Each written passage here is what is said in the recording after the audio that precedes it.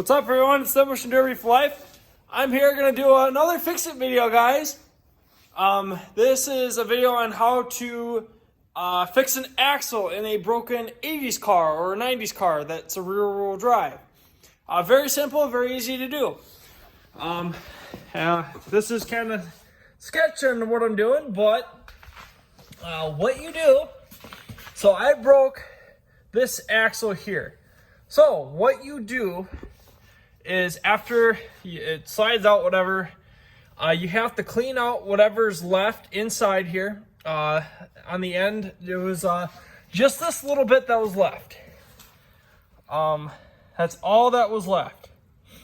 So you basically punch that out, and then what I do is I got the new one in already, is I take a magnet and I go inside here. The magnet's just as long as this thing, and I pull out every little bit of miscellaneous junk and like bits and odd and end metal pieces so the new axle can go in.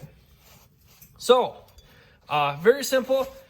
What you do is you have this pin right here, right here. So you take this little bolt out right here, you slide it out, this pin should slide right out then. And once that's out, you push the axle in, or this little bit here, you got to get in, and then there's a clip. You pull the clip out and you push all that stuff in, and it's basically easy and done. So once you get everything out, get it cleaned up, I just had a axle laying around, or I had to go steal it out of a different rear end that I had. So I slid everything out, and then I slid the new one back in, vice versa, slid it all the way in, put the clip in, slid it back, put this pin back in, and put the bolt back in, and you're good to go. And something that I just kind of found out is that this rear end is not welded very well. I think that's kind of some of the issues that was causing for me to lose my drive shaft and stuff. The vibrations, I think, somehow wiggled it loose. So what I'm going to do is how you actually weld. This is not how you weld your rear end. They did do it correctly, partially. They welded here, here, here, and here. But you also have to put a weld right here. That extra little bit of weld here and also back here will strengthen that up much more. And then basically what you do, you spin it all the way around, and you do the same thing here. You weld all this. I have to re-weld this whole rear end back together, and I'm going to add my welds here. That will keep this rear end posy, or it won't break again, because I did the same mistake. Is I just welded here, but what happened to my rear end is it grenaded all these gears, and I had to replace every gear in there. Luckily enough, I have enough rear ends laying around that I can just steal parts, so it was not that big of a deal. But there is something that I have to fix on here. I do also have to put a new drive shaft in. I got to figure something out for this end here. It's kind of all goofed up. I might have to weld something together, or I don't know. I have to do something to get it fixed. And then I also have to put a new end onto my transmission. I will add that into this video as well, on seeing how I fixed it and what I did with it. But here's a good idea.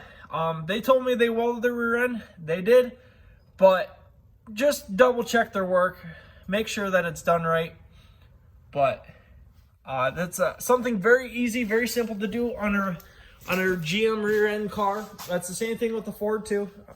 Just a little bit different gear ratios and stuff. But yeah, very simple, very easy. The axle's in. I am gonna slide a cover over the top. I have to go grab that. But yeah, otherwise basically the axle is fixed in this car. I'm gonna do a little sheet metal clearance as well. And I'm going to add a few more extra plates that I'm allowed. Don't know for sure, but if I can get this car fixed in time, I will be running it this weekend. I found another winter derby, found out about it. My goal right now is to get this car killed and done. I am kind of tired of fixing this car, and basically whatever happens to this car, I'm going front end, nose out the entire time. I don't care if I lose another drive shaft or just something stupid happens. I'm gutting this car and scrapping it. I'm not fixing it a sixth time. I've been having very crappy luck with this thing, but oh well. I'm not going to fix it again.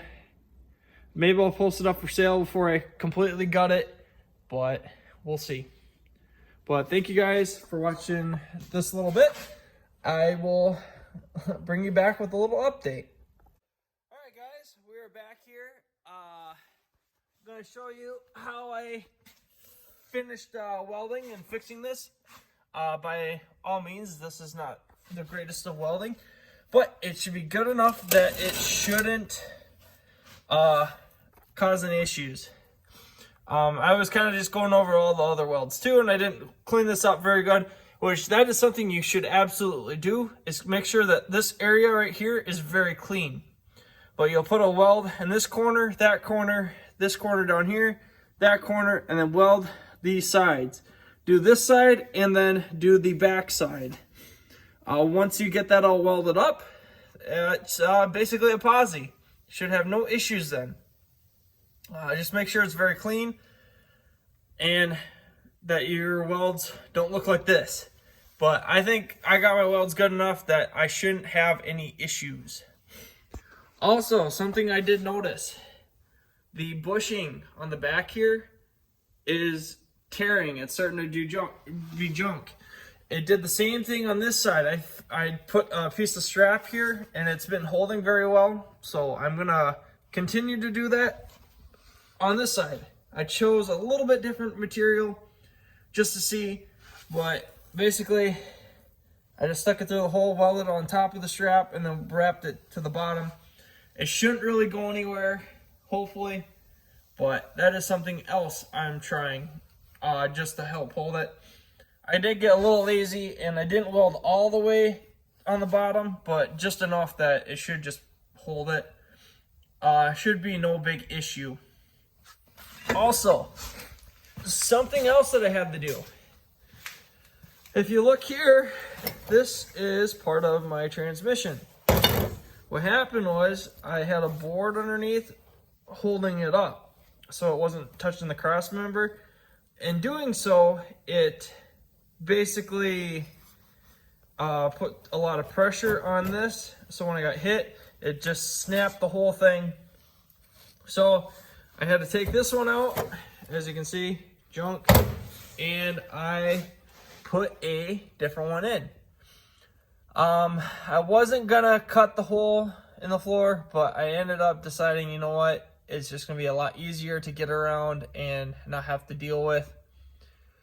So, being said, I cut the floor open and here we are. But something else I have to try to figure out is, so I don't break this again, I'm gonna try making up another bracket or something underneath to hold this part of the transmission instead of here. That way it doesn't snap again. That is something else I'm going to be doing, and that will be, I'll do that in another video, but this is how far I got it so far. Very simple, very easy. Just pull out these 4 bolts, slide it out, slide the new one in, bolt it back up. Should be fine. I don't know if there's anything you have to line up. I don't think you really have to. I haven't had any issues with it going on, so I'm assuming everything should be all right. It's not like I'm bolting the whole transmission. I think it's just slide it on the end and bolt it back together, and it should be fine. But that is pretty much it, guys, on what I've gotten done so far. It is currently like, I don't know, 10 degrees out. It's snowing today. I'm pretty much gonna just clean up underneath here, bolt everything back up underneath, get the tire back on, Dropped the transmission down, and I think I'm gonna call that a day.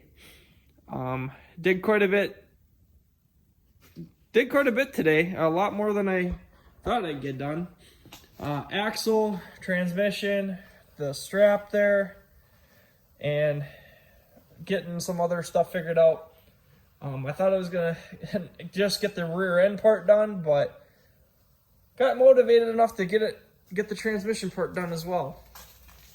But yeah, that is a new learning experience for myself. So, but thank you guys for watching my videos. I appreciate it. Hope you guys enjoy this video. Very easy things to do. So I'm going to try to do it as I can or as I go along. But thank you guys. Much appreciated for all the support for this channel. We'll catch you guys all in the next video.